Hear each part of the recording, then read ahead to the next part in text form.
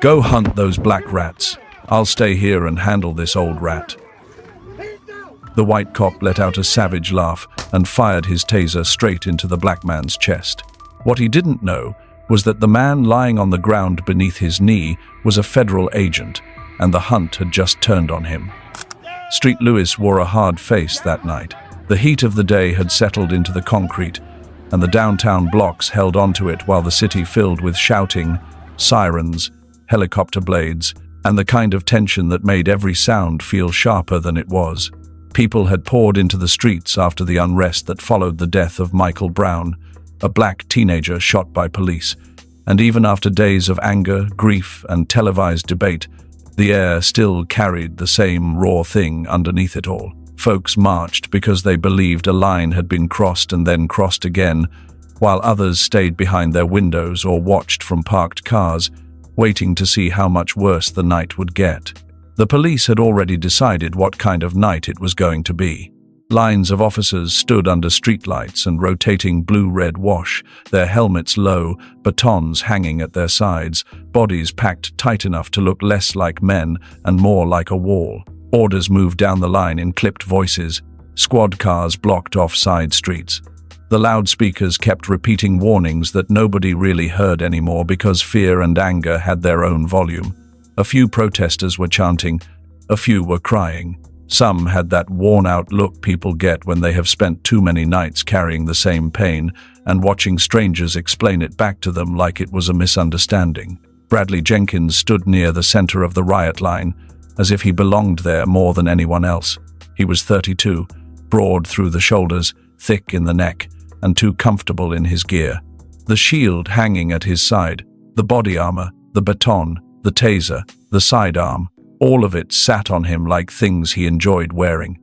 He had a way of holding himself that told people he did not think twice before stepping forward, and that confidence had won him a certain reputation with supervisors who liked numbers, liked arrests, liked reports that ended with situations under control. He watched the crowd with a narrow, irritated stare, jaw working like he was chewing on his own temper. He did not see frightened citizens, grieving neighbors, or people trying to force the world to notice a dead young man. He saw a bunch of black troublemakers who never knew when to quit.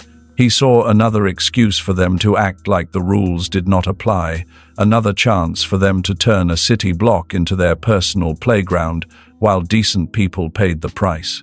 Every chant scraped at him, every raised phone, every sign, every black face that did not drop its eyes when officers moved closer. Next to him stood Thomas Miller, 23 years old and only a few months into the job. His gear still looked new because most of it was, and there were small tells in the way he moved that gave him away to anybody with experience. He checked his gloves too often. He shifted his stance every time a command changed. He kept looking at faces in the crowd instead of just bodies. That was the difference between him and Jenkins. Miller still saw faces. He had joined the department with the kind of reasons people say out loud because they believe them. Help people, keep order, do right. His academy instructors had filled his head with procedures and principles, and the city had been draining those ideas out of him ever since. 3 months riding with Bradley Jenkins had done more damage to that hopeful view than anything else. He had seen traffic stops turn ugly for no reason. He had watched Jenkins needle people who were already scared, as if fear was not enough, unless it came with humiliation. Miller had started to understand that some men wore the badge as a duty, and some wore it like permission. Jenkins glanced toward the crowd and snorted. "Look at this mess," he said. "Whole damn city acting like the world ended because one of their own got himself shot." Miller kept his eyes forward. "People are upset." "Upset?" Jenkins let out a humorless laugh. "A black kid gets himself shot, and now every fool in Missouri thinks they get to shut the streets down. They burn stores, scream at cops, and call it justice. Same old story. These people never learn. Always got to play the victim card, always got to make it about race so they don't have to take any responsibility." Miller did not answer. He had already learned that silence was safer than disagreement, even when the silence stayed with him later and felt heavier than it should have. Jenkins leaned closer, voice dropping low enough to stay between them while the chanting rolled on ahead. "You better get used to this, Tommy. Every time it's one of them, we get the same circus. Same crying. Same cameras. Same lies. They act like black life is some holy thing only when it gets them a mob and a chance to tear up somebody else's neighborhood. Rest of the time, they don't give a damn about each other. Bunch of entitled animals who think the world owes them something just because they're black." The words landed hard, not because Miller had never heard ugly talk before, but because Jenkins said them so easily, with no hesitation and no shame, while standing beneath the same public lights as everyone else. There was nothing hidden in him. The contempt sat right out in the open. Miller swallowed, his grip tightening around the front handle of his vest. He wanted to say something. He wanted to tell Jenkins that a dead kid ought to matter, that grief was not a performance, that none of this sounded like law and order. But the line was moving. Supervisors were nearby, and Jenkins carried himself like the kind of man who would remember disloyalty long after the shift ended. So Miller said nothing. That did not mean he agreed. It only meant he was young enough and trapped enough to stay quiet. A bottle skittered along the pavement several yards away. Somebody shouted. A woman in the crowd raised both hands and screamed that they had a right to be there. Officers shifted forward as one, boots grinding against the street. The loudspeaker crackled again, more urgent now, warning that the gathering had been declared unlawful and the area had to be cleared immediately. The words came out flat and official, the kind meant to protect a department later in writing, even when nothing about the moment felt careful. This was the point where tension turned into movement. The chant broke apart first, then the line of bodies. Some protesters backed up fast. Some held their ground for a few extra seconds, as if refusing to surrender that patch of asphalt was the last thing they had control over. Others started running, not because they were guilty of anything, but because years of experience had taught them what happened when police decided a crowd had become a target instead of a problem. Jenkins brightened. It was not a small change.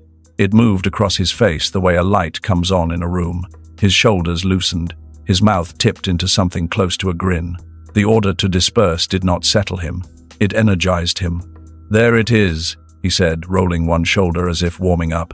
"Now it starts. Time to remind these black punks who really runs these streets." The police line pushed ahead. People scattered. Street signs shook in the wash of motion and noise. Someone stumbled. Someone else grabbed them up. The whole block seemed to crack into smaller, frightened pieces. Jenkins turned toward Miller, eyes alive in a way that made the younger officer uneasy. "Come on," he said. "Let's go hunt. Time to run these black punks off the street for good." Miller stared at him for half a second, hoping he had heard wrong, but Jenkins was already moving, stepping off with a quick, eager stride that belonged to a man pursuing pleasure, not duty. Miller followed because training and fear made the choice for him. They moved along the outer edge of the dispersing crowd, not in the thick center where people were shouting and shoving, but where stragglers peeled away and tried to find exits. Jenkins's gaze kept cutting left and right. He was not looking for the loudest person or the most dangerous one. He was looking for somebody who stood out, somebody he could define, on sight, as a problem, and then act on that definition before anyone slowed him down. That was when he saw the man near the fringe of the protest zone. He was standing a little apart from the rush, close enough to watch, far enough to avoid getting swept into the panic. He looked to be in his late 40s, maybe older from the steadiness in him, dressed in dark clothes that fit well, nothing flashy, nothing ragged. He was black, broad-shouldered, with a composed face and a posture that did not match the chaos around him. He was not yelling. He was not filming, with his phone held high like others were. He was not running, even though people were hurrying past him on both sides. Jenkins slowed and angled his body toward him. "See him?" he muttered. Miller followed his line of sight. "Yeah, guy thinks he's special. Another one who figures the rules don't apply to him just because he's black." The man had not done anything threatening. Even from where they stood, Miller could see that much. No raised fists, no weapon, no sudden movements. If anything, he looked like someone making sure he understood what was happening before deciding where to go next. But Jenkins had already made up his mind, and once he did that, facts stopped mattering. He started walking faster. "Brad," Miller said, keeping his voice low, "he's just standing there." Jenkins did not take his eyes off the man. "That's the problem. Thinks he can just stand there and look at us like we're the ones who don't belong." The man still had not moved. He seemed to register them coming, but he did not flinch or bolt. The flashing lights washed over his face in red and blue, then left it in the yellow street lamp glow. "There you are," Jenkins said under his breath, almost pleased. "Stand there all you want, buddy. We'll fix that real quick." Jenkins did not slow down or call out any warnings the way the training manual laid it out.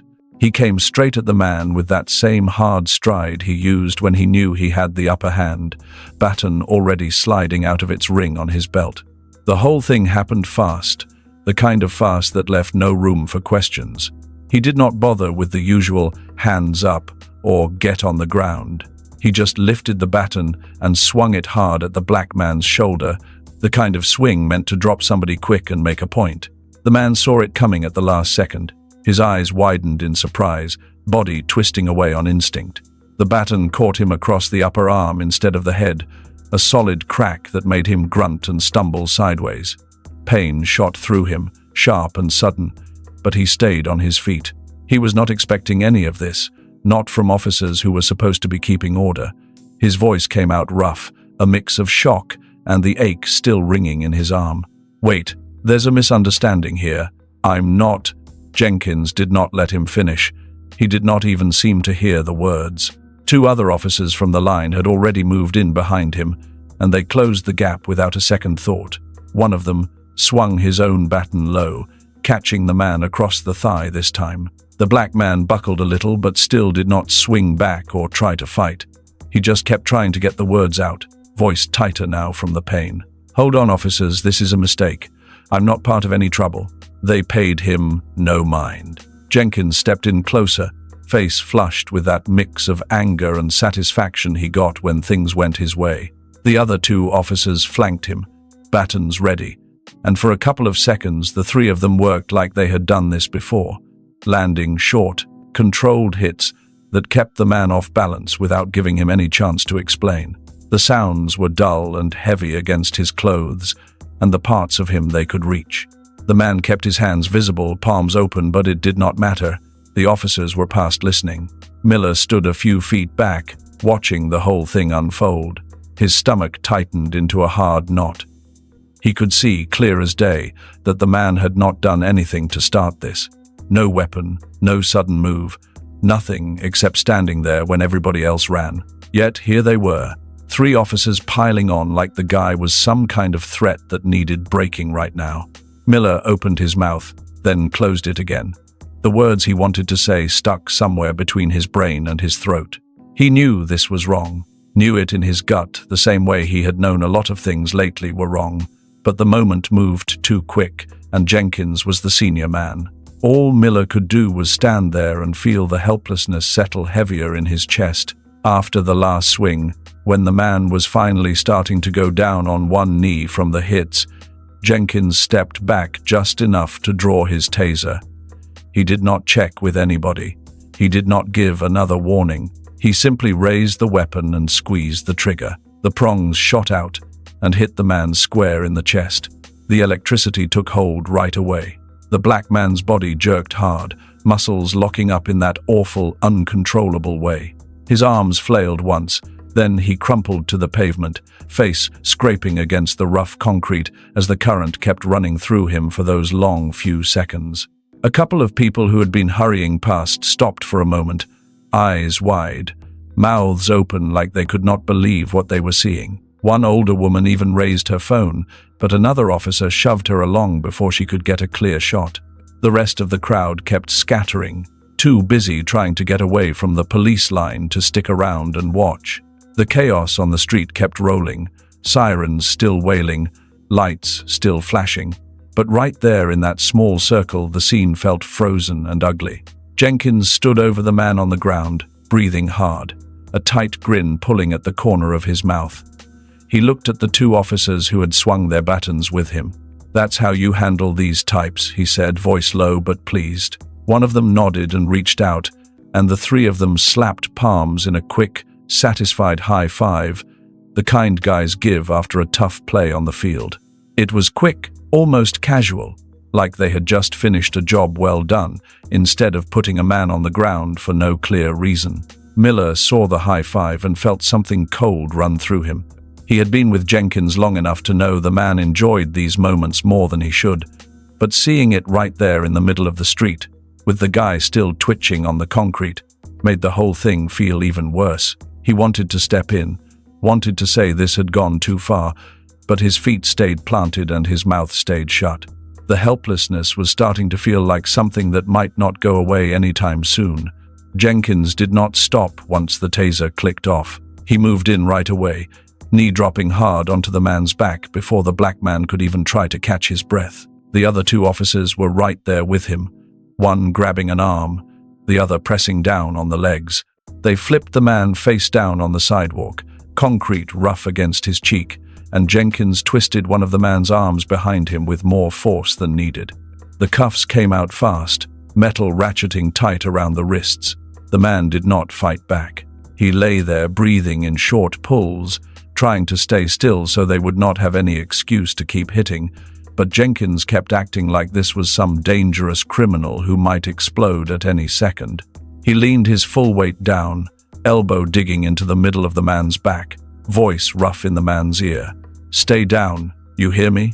Don't even think about moving." Miller got the order a second later. "Search him, Tommy. Make sure he's not carrying anything." The words came out like it was just another routine stop, nothing special. Miller stepped forward on legs that felt heavier than they should have. He knelt down beside the man on the ground, hands moving over the pockets of the dark jacket, the jeans, checking for weapons or anything that might explain why this had gone so far. Up close like this, he could see there was nothing.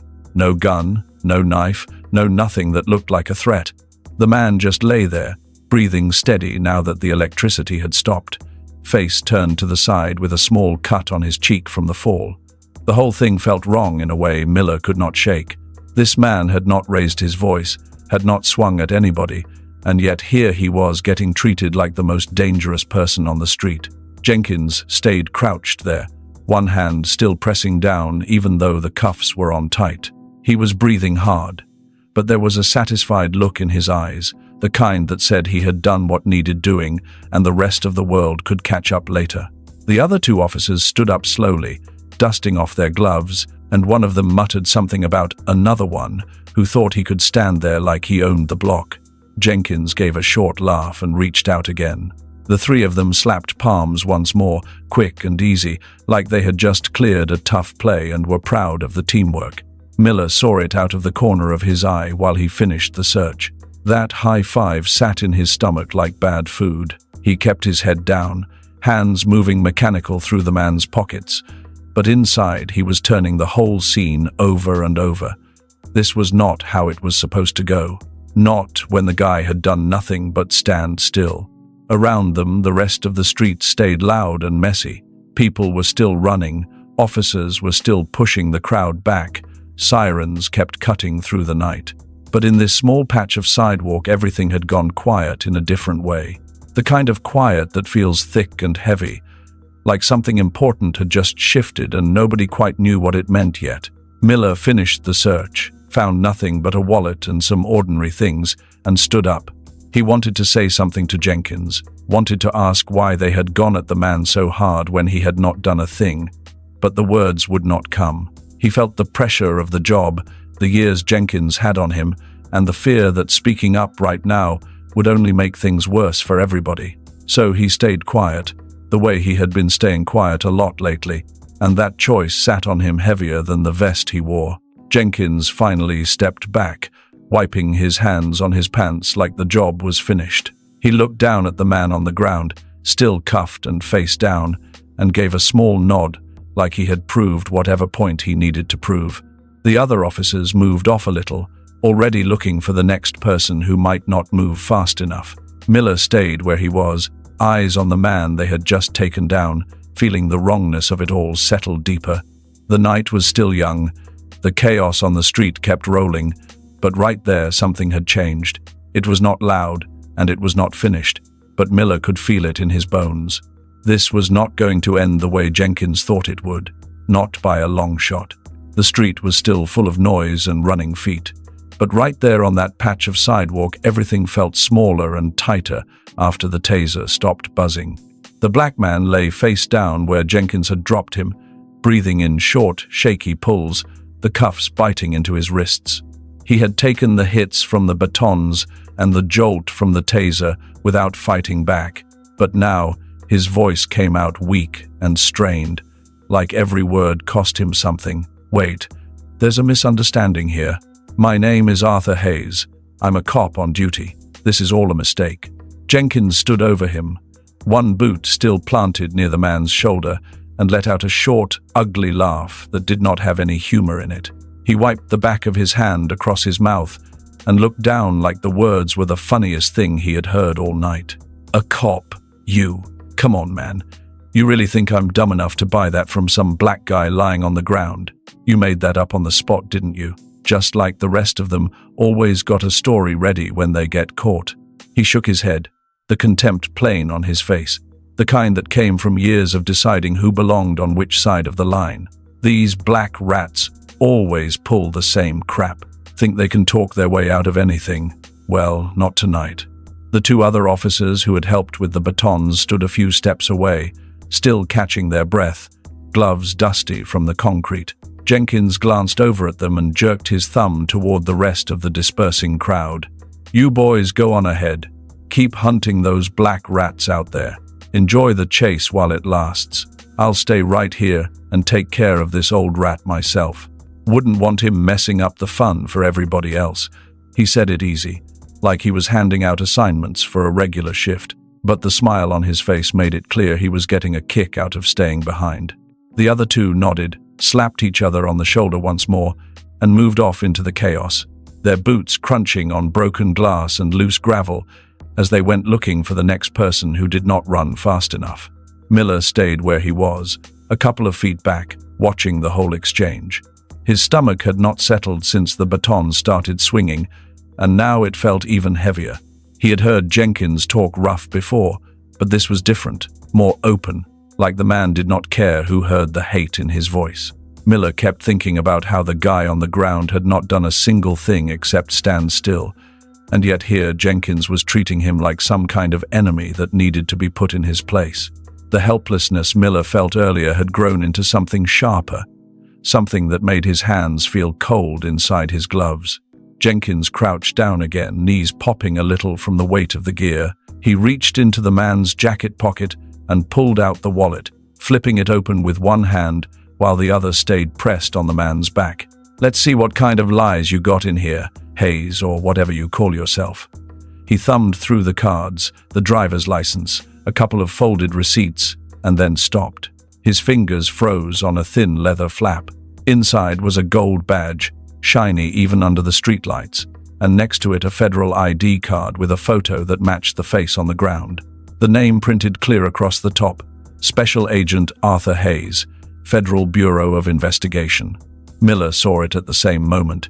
His heart started hammering hard against his ribs, so loud he thought maybe Jenkins could hear it too. His hands, which had been steady enough a minute ago, began to shake. He took a half step closer, eyes locked on that badge like it might disappear if he blinked. Everything they had just done, the batons, the taser, the way they had slammed the man down like he was nothing, flashed through Miller's head in one sick rush. This was not some protester who got in the way. This was a federal agent, a real one, the kind that could bring the whole department down if word got out. Miller's mouth went dry.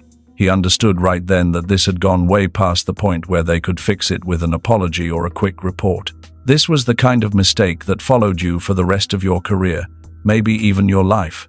Jenkins stared at the badge for a long second, jaw working like he was chewing on something sour. Then he shook his head again, harder this time. "Fake," he said, voice flat at first, then rising. "This is bullshit. Probably stole it off some real cop or printed it up in his basement. No way a guy like him is FBI. Look at him. These black types are always trying to play games, always trying to act like they're above the law. He tossed the wallet onto the sidewalk next to the man's head, but he did not sound sure anymore. The words came out louder, like he was trying to convince himself as much as everybody else. I'm not buying it. Not for one damn second. The change in the air was slow but heavy. The yelling and sirens from the rest of the street kept going, but in this little circle the noise seemed farther away. Miller could feel the shift from the physical stuff, the swinging and the takedown, into something else, something that sat in the mind and would not let go. Jenkins had always been the one in charge, the one who decided how things went down, but now doubt was creeping in, cracking that confidence in a way Miller had never seen before. Miller's own thoughts were racing.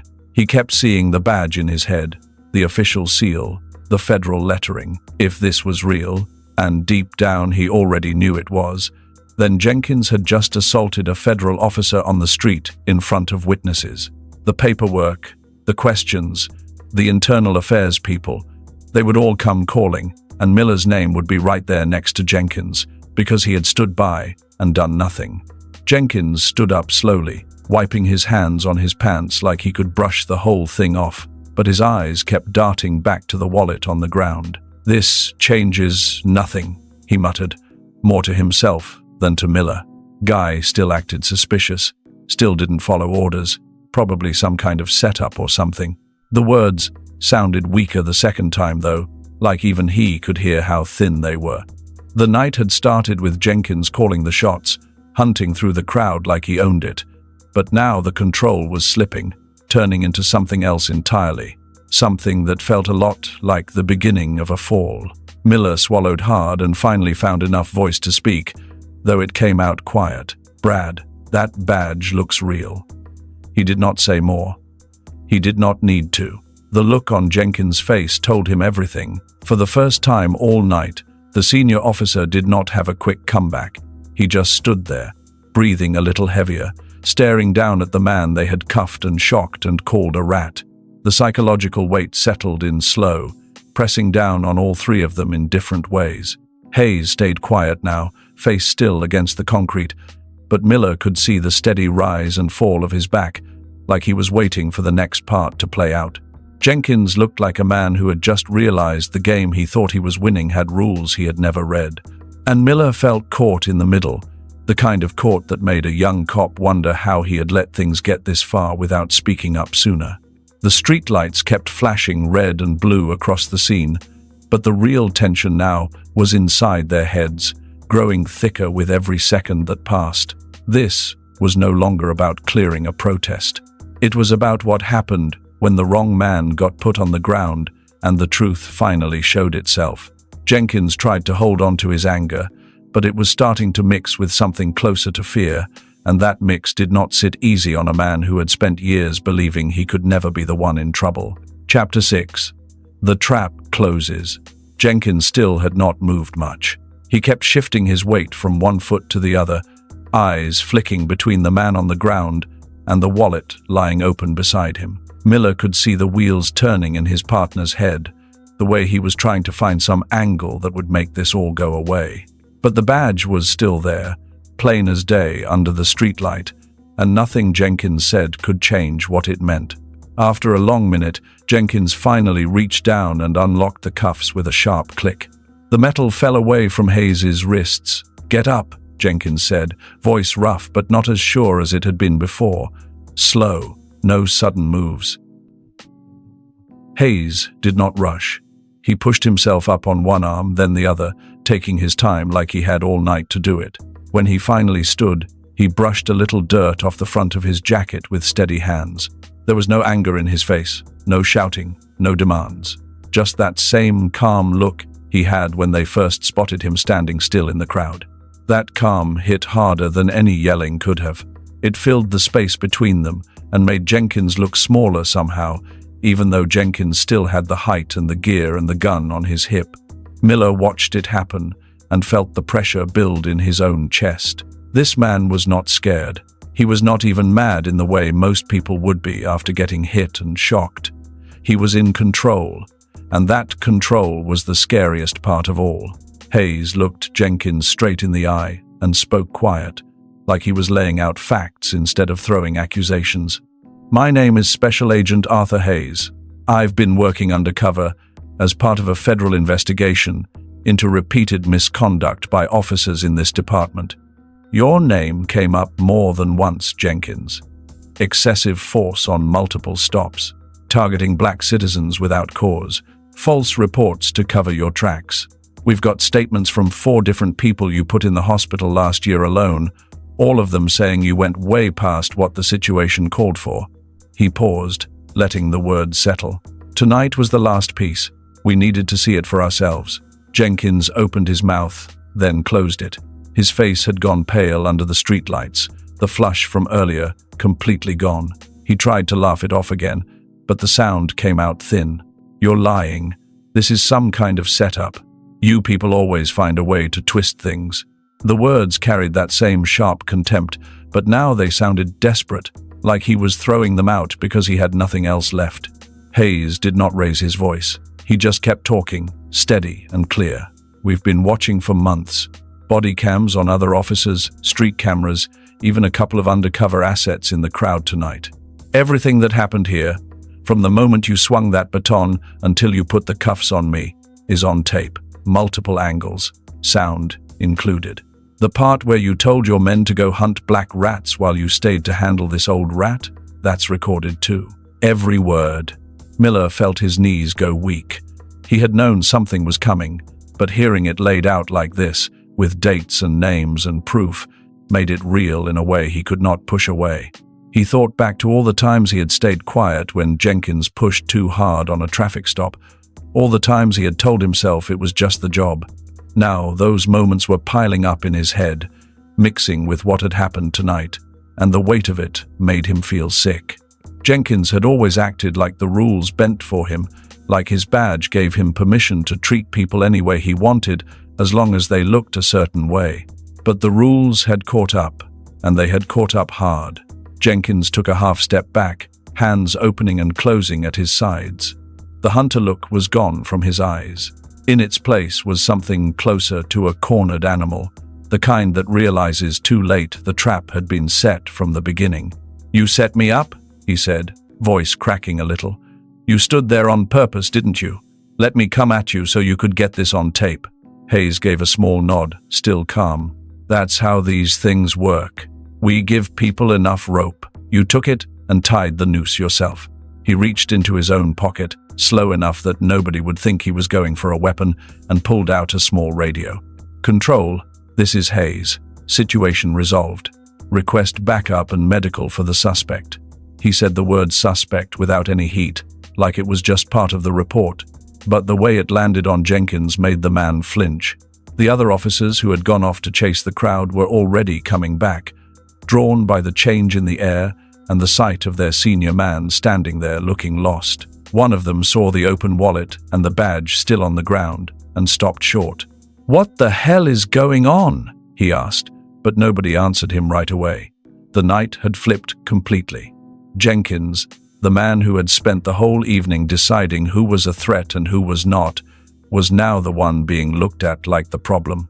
Miller could see it in the way the other officers held back, the way they glanced at Jenkins like they were already putting distance between themselves and whatever was coming next. Jenkins tried one more time. "This is all wrong. I was just doing my job. Guy didn't follow orders. You saw him, standing there, like he owned the street." But even as he said it, the words sounded hollow. The power he had felt earlier, the thrill of the hunt, had drained out of him. In its place was the slow, heavy knowledge that he had become the target. The man who had called others rats was now the one caught in the cage, and there was no quick way out. Hayes stood a little straighter, brushing the last bit of dirt from his sleeve. He did not smile or gloat. He just looked at Jenkins with that same steady expression that had started all of this. Around them, the protest was winding down, the last of the crowd moving off under the flashing lights. But the real ending was happening right here in this small circle. Miller felt the shift deep in his bones. He had stayed quiet too long, followed orders that never sat right. And now he was watching the consequences play out in real time. Jenkins had always believed he could push as hard as he wanted because of the color of the people on the other side. Tonight, that belief had finally broken. The first backup units were already pulling up at the end of the block, their lights cutting through the darkness. Hayes gave a small nod toward them, then looked back at Jenkins. "It's over," he said. Simple as that. No anger, no victory dance. Just the plain truth that the trap had closed all the way, and the man who thought he was running the show had walked straight into it. Jenkins stood there, shoulders sagging under the weight of his gear, and for the first time all night he looked like what he really was, a man who had finally run out of ways to pretend he was in control.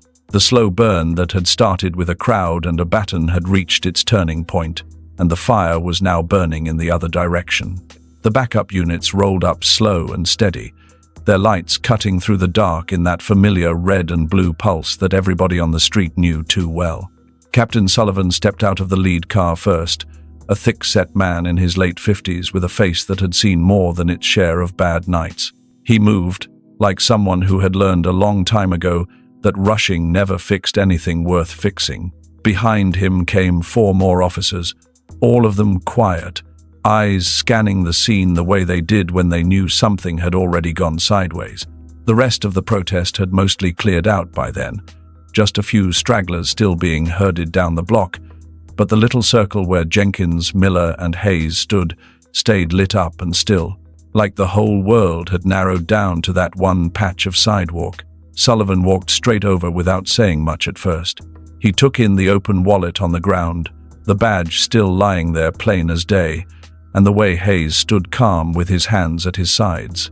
The captain's eyes narrowed just a fraction when he bent down and picked up the ID. He studied the photo, the federal seal, the name printed clear across the top, Special Agent Arthur Hayes. Sullivan's shoulders dropped a little, the way a man's do when he realizes the trouble in front of him is bigger than he first thought. He had known Jenkins for years, had signed off on plenty of his reports, because the numbers looked good and the streets stayed quiet enough on paper. But this was different. This was federal. This was the kind of mess that could pull the whole department under if it got out. "Agent Hayes," Sullivan said, voice low and even, like he was confirming something he already hated to admit. "I see what's happened here." He glanced over at Jenkins, who was still standing there with his hands half raised, face gone pale under the streetlights. The captain did not waste time. "Jenkins, hand over your weapon. Right now. Sidearm, taser, everything. Do it slow." Jenkins stood frozen for a long beat. His fingers twitched like they wanted to reach for the gun on his hip out of habit, the same way they had 100 times before when he felt in charge. But this time the motion died halfway. He could see the other officers watching him, the ones who had followed his lead all night, the ones who had slapped palms with him after the batons came down. Now they were looking at him like he was the problem instead of the solution. The power he had felt earlier, the way he had ordered the hunt and stayed behind to handle the old rat, it was draining out of him fast. He unclipped the holster with stiff fingers and passed the gun over handle first. The metal felt heavier than it ever had. Sullivan took it without a word and handed it off to one of the backup men. That simple act hung in the air between all of them. Jenkins was no longer the man who decided who got pushed around. He was the one being pushed. Miller watched the whole thing with his stomach in a knot that would not loosen. He had ridden with Jenkins for months, had kept his mouth shut, while the older man talked rough and swung harder than he needed to. Now here was the captain giving orders, and Miller could feel the shift in the air, the way the night had turned completely. Sullivan looked over at him next, eyes steady but not unkind. "Miller, you're going to cuff him. Do it right. We're doing this by the book from here on out." The words landed on Miller like a weight he had been carrying without knowing it. He was 23, still green enough that his gear still felt a little borrowed, and now he was being told to put handcuffs on the man who had taught him the ropes, the man who had laughed about hunting black rats and had made it sound like part of the job. Miller's hands shook just a little as he stepped forward. Jenkins turned toward him slow, eyes wide with something that looked like disbelief mixed with the first real edges of panic. Miller could see the older man's jaw working, the same jaw that had chewed out orders and ugly jokes all night. Now it was clenched tight, trying to hold back whatever was boiling up inside. "Brad," Miller said quietly, the first time he had used the name like that in front of others. "Turn around, hands behind your back." He kept his voice steady even though his heart was hammering. Jenkins did what he was told, shoulders stiff, like every inch of him fought against the motion. The cuffs clicked shut, with a sound that seemed louder than it should have in the middle of all that leftover chaos. Miller felt the metal close around Jenkins' wrists, and something inside him twisted hard. This was the rookie, the one who had stayed quiet too many times, now putting the senior man in restraints. It was not revenge. It was not even satisfaction. It was just the weight of how wrong things had gotten and how long it had taken for anybody to step in. Jenkins did not say a word while it happened. He just breathed through his nose, short and sharp, the fight draining out of him in real time. The other officers stood back and watched, without moving much. Nobody cheered. Nobody joked. The silence around them grew heavy, the kind that presses down on your chest and makes every small sound stand out. Sullivan gave a short nod once the cuffs were on. "Take him to the car. No talking on the way. We'll sort the rest at the station." Two of the backup men stepped in on either side of Jenkins and led him away. Jenkins walked between them with his head down, boots dragging a little on the concrete.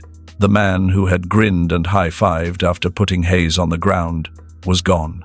In his place was somebody who looked smaller, shoulders rounded under the vest, eyes fixed on the ground like he could not bear to look at any of the faces around him.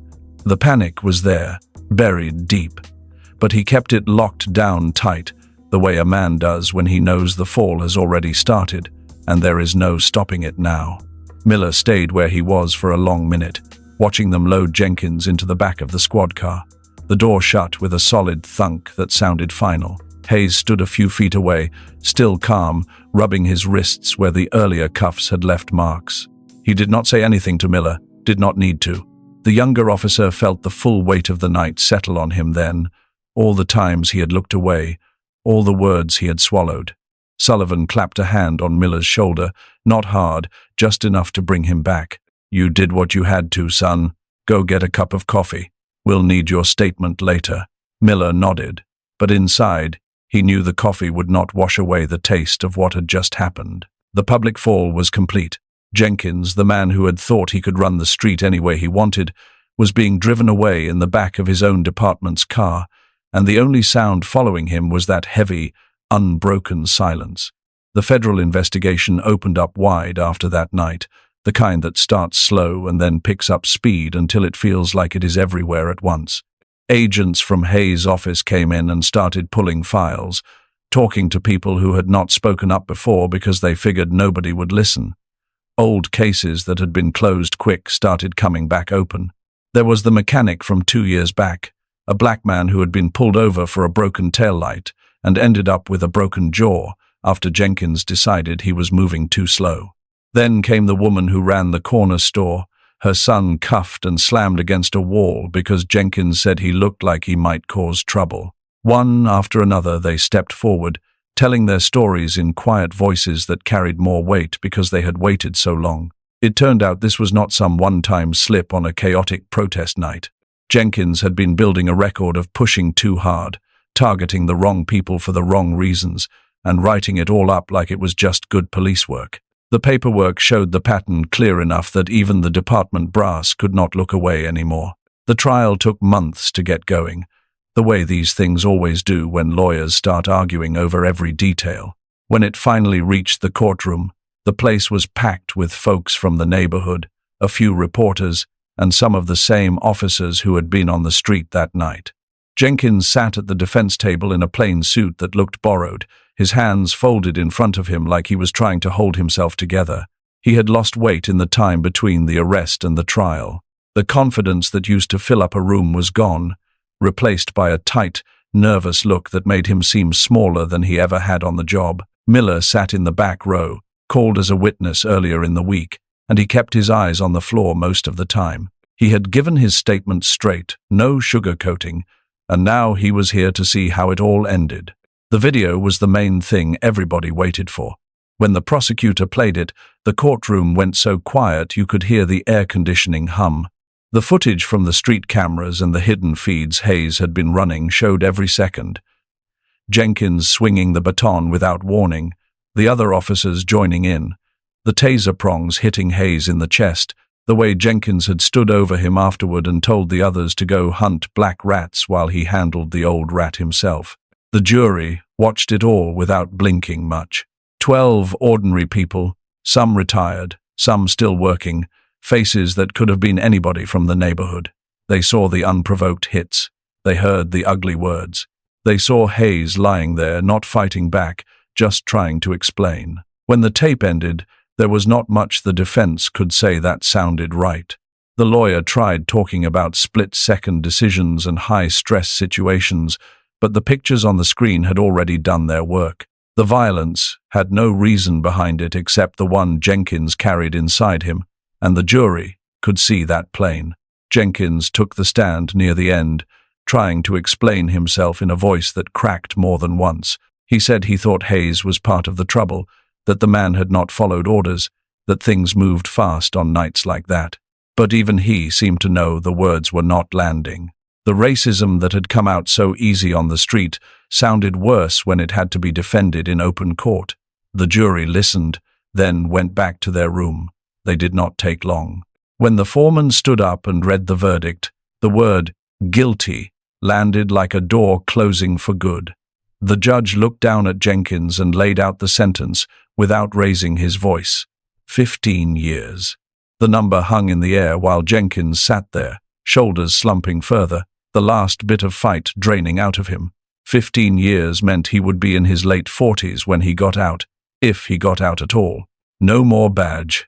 No more streets he could push around. No more nights where he decided who was a rat and who was not. Just consequences. The kind that come when a man spends years believing the rules bend for him and then finds out they do not. Hayes sat in the back of the courtroom that day, wearing a simple dark jacket and tie, the same calm look on his face he had kept from the very first moment they spotted him on the sidewalk. He did not smile when the sentence came down. He did not pump a fist or look over at Jenkins with any kind of victory in his eyes. He just sat there, listening, like a man who had done the job he was sent to do and now it was finished. When the bailiffs led Jenkins away, Hayes stood up quiet and walked out with the rest of the crowd. No interviews, no statements to the cameras waiting outside. He had already said everything that needed saying on that street months earlier. Miller watched Hayes go and felt something loosen in his own chest, not relief exactly, but the start of something that might turn into it one day. He had learned the hard way what happens when you stay quiet too long. The city kept moving outside the courthouse, traffic humming along like any other afternoon. But for the people who had lived through that night, and the ones who had come forward later, things felt a little different. The message was simple, and it stuck with you if you let it. Power is a tool that can cut both ways. Use it wrong long enough, and it turns around and cuts the hand that holds it. Jenkins had thought he was above all that. Now he had 15 years to think about how wrong he had been. The streets of St. Louis went on. The protests came and went like they always did, but some lessons only get learned when the fall is complete, and there is nothing left to break except the man who caused it. This story is a work of fiction and is not based on any specific real-life event, but the issues it reflects are very real. Racism, prejudice, and the abuse of power are not just ideas, they are things that have hurt real people in real life, over and over again. This story is not here to create more division or hatred, but to remind us of something simple that is often forgotten. The moment we start seeing others as less than human, we begin to lose our own humanity too. Every life has value.